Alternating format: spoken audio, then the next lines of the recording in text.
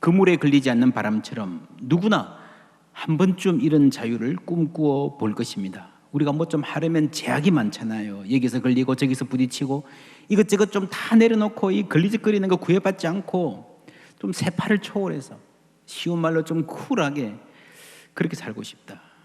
그런데 이런 소원에 대해서 성경은 무엇이라 말할까요? 전도서 9장 12절 함께 읽습니다. 분명히 사람은 자기의 시기도 알지 못하나니 물고기들이 재난의 그물에 걸리고 새들이 올무에 걸림같이 인생들도 재앙의 날이 그들에게 호련히 임하면 거기에 걸리느니라. 이게 인생이라는 거죠.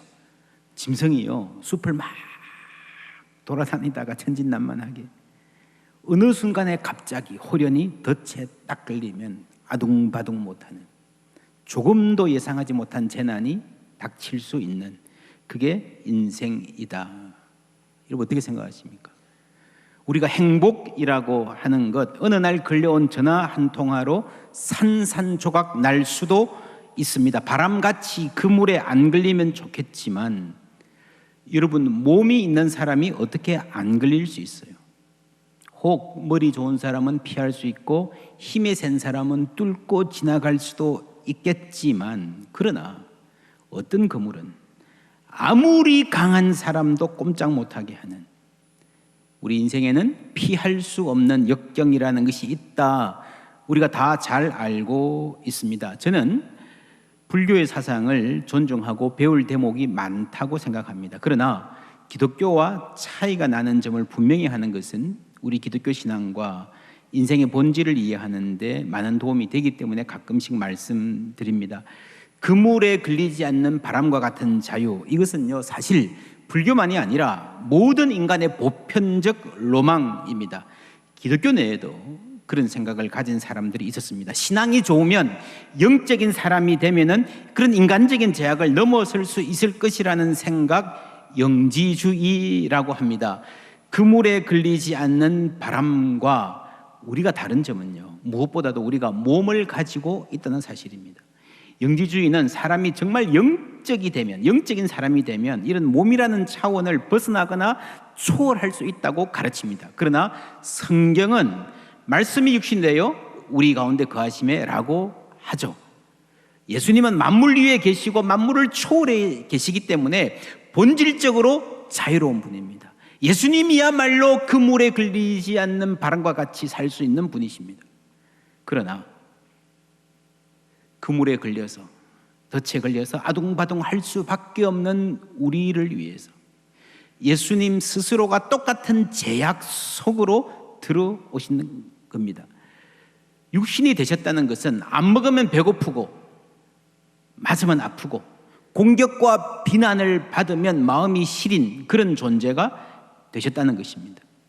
예수님께서 육신이 되셨다는 것은 우리 모두가 몸으로 살아가는 이 실존, 땀 흘려 일해야 살 수 있고 애면 걸면 자식 키우고 서로 부대끼며 살아가는 이 삶 전부를 품으셨다는 말입니다. 히브리서 말씀 함께 읽습니다. 너희도 함께 갇힌 것 같이 갇힌 자를 생각하고 너희도 몸을 가졌은즉 학대받는 자를 생각하라. 갇힌 자들, 이 땅에서 학대받는 자들, 북한에서 인권을 짓밟히는 백성들, 미얀마, 아프가니스탄 사람들이 몸으로 당하는 고생들, 남의 일로 생각하지 말라. 그리고 왜라고 제시하는 그 이유가 대단히 중요합니다. 너희도 몸을 가졌으니. 너희도 몸을 가졌으니. 무슨 말입니까?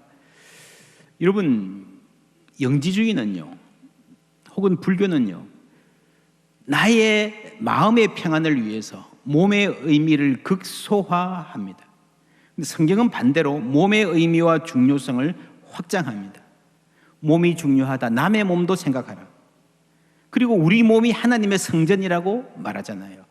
여러분, 사람이 영적이 된다는 것은요, 몸을 무시한다는 말이 아니라 몸과 마음 모두를 포함해서 소중히 여기고 그것으로 하나님 안에서 사람 전체가 하나님 안에서 살아간다는 그게 영적인 거예요. 그래서 여러분 자신의 몸을 잘 돌보는 것도 신앙 생활입니다. 우리 교회에서 숙면하십시오. 잘 먹고 운동하는 것도 중요합니다. 내일부터 굿나잇 스트레칭도 하는데 이 몸과 마음 다 중요하다는 말입니다. 너희도 몸을 가졌으니 라는 말은 이 몸을 통해서 우리가 다른 인간들과 연대한다는 것입니다. 우리가 그런 말 자주 하죠. 나도 자식 키우는 처지에 다른 자녀들의 아픔을 외면할 수 없다는 말이죠. 비슷한 이치로 나도 몸을 가졌으니 다른 몸의 아픔에 무관심해서는 안 된다는 것, 그것이 기독교 신앙의 본질적인 메시지입니다. 물론 불교도 이 문제에 대한 예리한 의식이 살아 있습니다. 남에게 악한 짓 하지 않으려고 노력하고 살생하지 않는 것, 아주 중요한 계율입니다. 기독교 신앙의 본질은 남에게 해를 끼치지 않는 것을 목표로 하는 것이 아니라 그 아픔을 품는 겁니다. 내가 원하는 만큼 그들을 대접하는 것입니다. 그리고 우리가 다 약한 사람들이지만 그 위에 부어주시는 하나님의 일하심, 하나님의 은혜를 기대하는 것입니다. 우리가 다 약하고 제약이 많은 인간들입니다. 그 제약은 첫 번째로 우리가 몸을 가졌기 때문이고, 두 번째는 우리가 시간의 제약 안에 있는 사람들이기 때문입니다. 1절부터 말씀 함께 읽습니다. 범사에 기한이 있고 천하만사가 다 때가 있나니 날 때가 있고 죽을 때가 있으며 심을 때가 있고 심은 것을 뽑을 때가 있으며 죽일 때가 있고 치료할 때가 있으며 헐 때가 있고 세울 때가 있으며 지킬 때가 있고 버릴 때가 있으며. 지킬 때가 있고 지키는 걸 포기할 때 정도가 아니고 지킬 때와 버릴 때가 있다는 겁니다. 여러분, 천하 모든 것이 때가 있습니다. 우리의 모든 생각과 삶이 그 시간의 제약 속에 있습니다. 열심히 공부할 때가 있고 일할 때가 있습니다. 노력해야 할 때가 있고 고만이라고 할 때도 있습니다. 만날 때가 있고 헤어질 때가 있습니다. 여러분, 자녀 양육하느라 힘드시죠?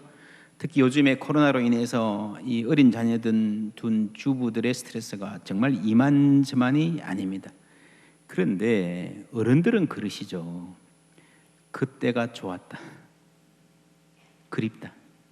아이들 키우려고 붙잡고 씨름할 때가 있지만요, 떠나보내고 그리워할 때도 있습니다. 하나님의 말씀은 그 모든 때가 각각 나름대로 아름다움이 있다는 겁니다. 11절부터 함께 읽습니다. 하나님이 모든 것을 지으시되 때를 따라 아름답게 하셨고 또 사람들에게는 영원을 사모하는 마음을 주셨느니라. 그러나 하나님이 하시는 일의 시종을 사람으로 측량할 수 없게 하셨도다. 사람들이 사는 동안에 기뻐하며 선을 행하는 것보다 더 나은 것이 없는 줄을 내가 알았고 사람마다 먹고 마시는 것과 수고함으로 낙을 누리는 그것이 하나님의 선물인 줄도 또한 알았도다. 아멘. 여러분, 행복은 멀리 있지 않습니다. 오늘 우리의 삶에 있습니다. 먹고 마시고 수고하고 낙을 누리는 이 소소한 것들이 행복이고, 매일의 평범한 일상을 즐거워할 줄 아는 게 인생의 대단히 중요한 의미라는 겁니다. 9절에는 일하는 자가 그의 수고로 말미암아 무슨 이익이 있으랴. 일하지 말라는 말이 아니에요. 무슨 말인가 하면은요, 일을 하면서 내가 이 일을 해서 어떤 결과를 만들어내겠다 하는 그 결과에만 집중하면 그것이 무엇이든 헛될 수밖에 없다는 겁니다. 사업의 성공이든 좋은 직장에 취직하는 것이든 유명해지는 것이든 아름다운 이성과 결혼하는 것이든 목표로 해놓고 달릴 때 야, 저게 엄청난 거다 하지만 막상 달성해보고 나면요, 그만큼의 가치는 없다는 거예요. 여전히 나에게 불만이 있을 거라는 겁니다. 그 모든 것을 다 해본 사람, 다 손에 넣고 다 누려본 사람, 끝까지 가본 사람이 하는 말 들어보십시오. 헛되고 헛되고 헛되고 헛되니 모든 것이 헛되도다. 모든 것이 바람을 잡으려는 것 같다. 그게 전도서입니다. 여러분 등산 좋아하십니까? 왜 산에 가십니까? 정상 정복이 목적의 전부이면 아무리 높이 올라가도 허무할 것입니다. 사실 정복이라는 말이 우스운 말입니다. 그 넓고 웅장한 산 꼭대기에 잠시 발 한 번 디뎠다고요? 여러분 정복했다고 말하는 게 우습지 않습니까? 금방 내려와야 되잖아요. 내려오는 길에 날씨가 굳으면 여러분 발 한 번 잘못 디디면 어떻게 될지 모르는 사람이 어떻게 산을 정복했다고 말할 수 있습니까? 그렇죠. 에베레스트 K2 정복하고도요 조난당한 사람도 많아요. 정복한 겁니까?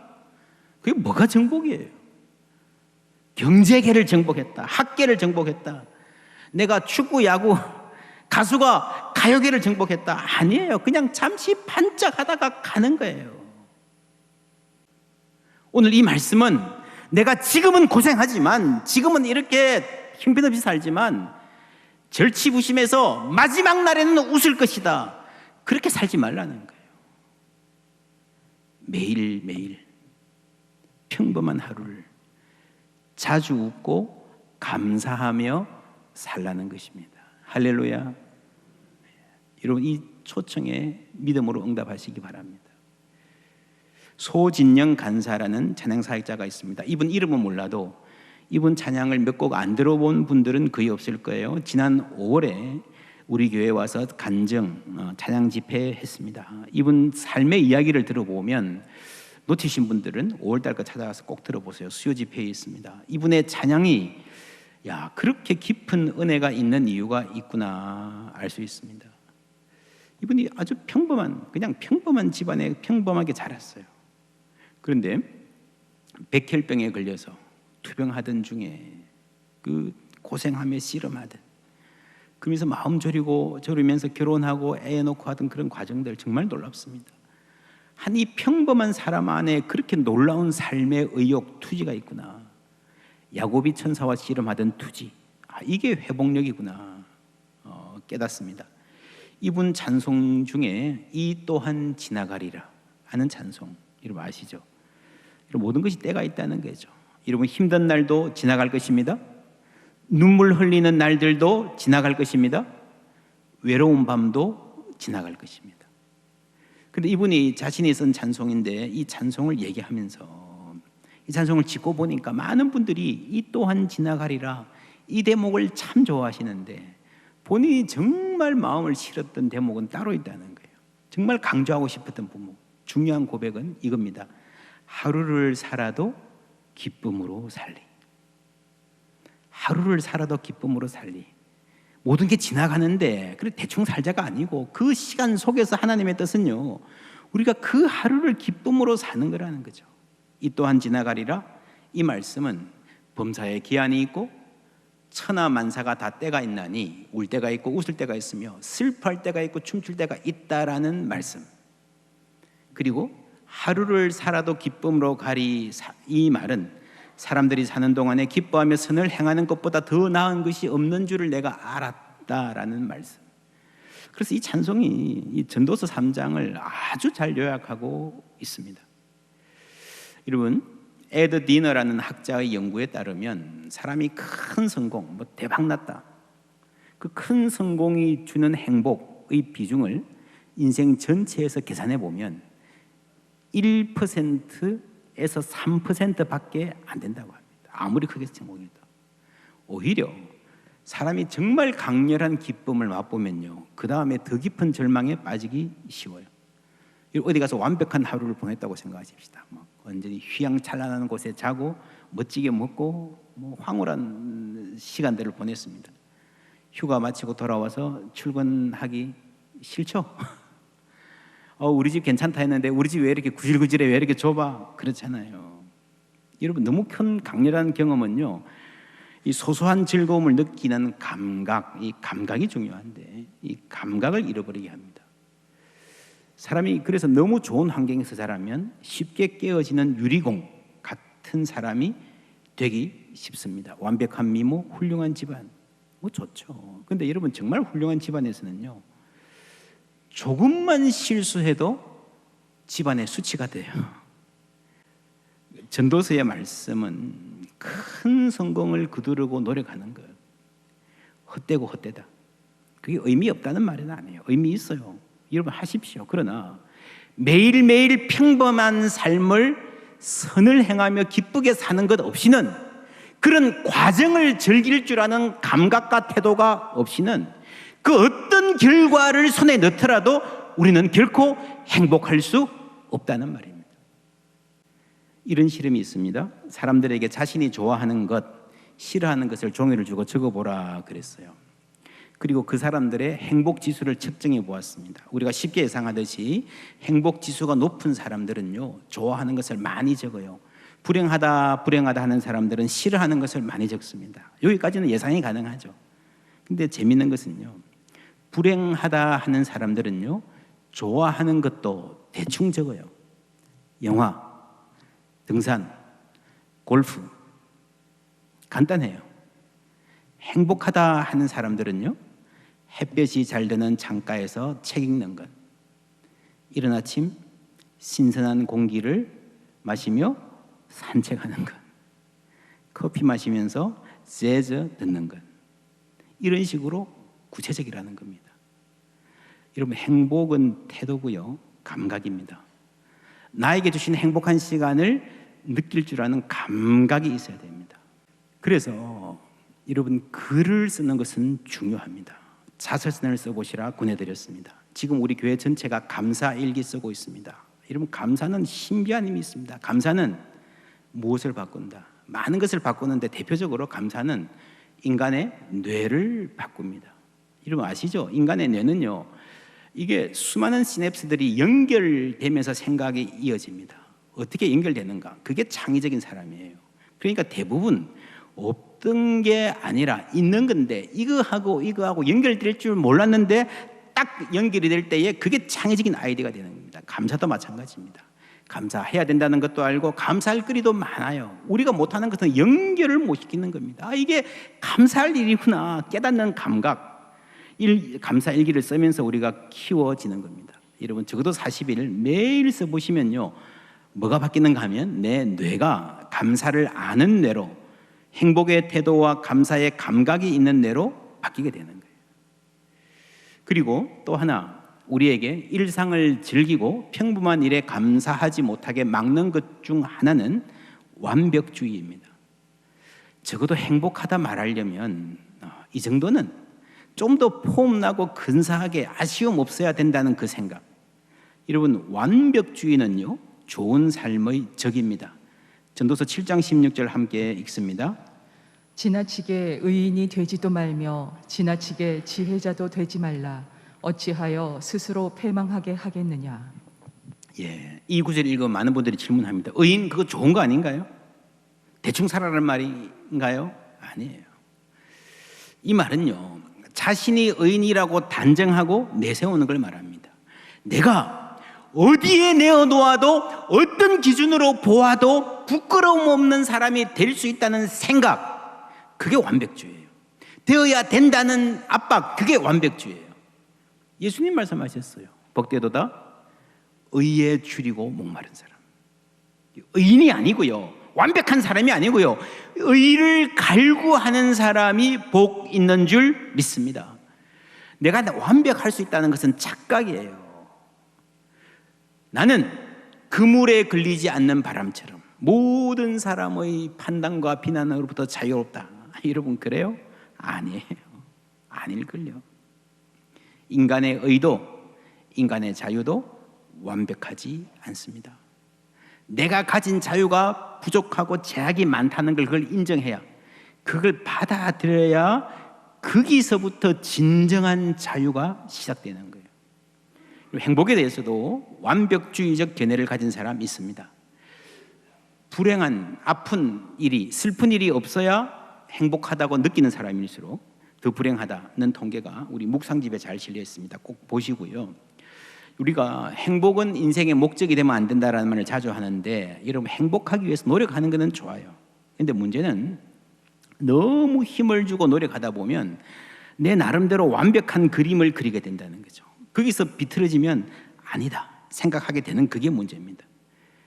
여러분 모나리자라는 그림 아시죠? 아시죠? 예. 절세의 미녀 그림입니까? 아니죠. 근데 그 그림이 왜 특별할까요? 그 모나리자 그 그림이 왜 세계 최고의 초상화가 되었을까요? 완벽한 미인은 아닌데 아마도 사람들이 바라보기에 평안을 느끼는 그런 깊은 미소가 있기 때문에 그렇지 않을까, 이 미술사가들이 그렇게 추정을 해왔습니다. 그래서 암스테르담 대학 연구팀이 분석을 했어요.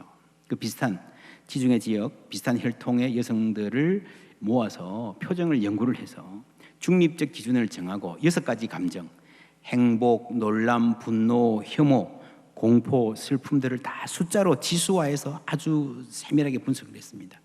그렇게 해보니까 모나리자 얼굴의 83%가 행복이래요.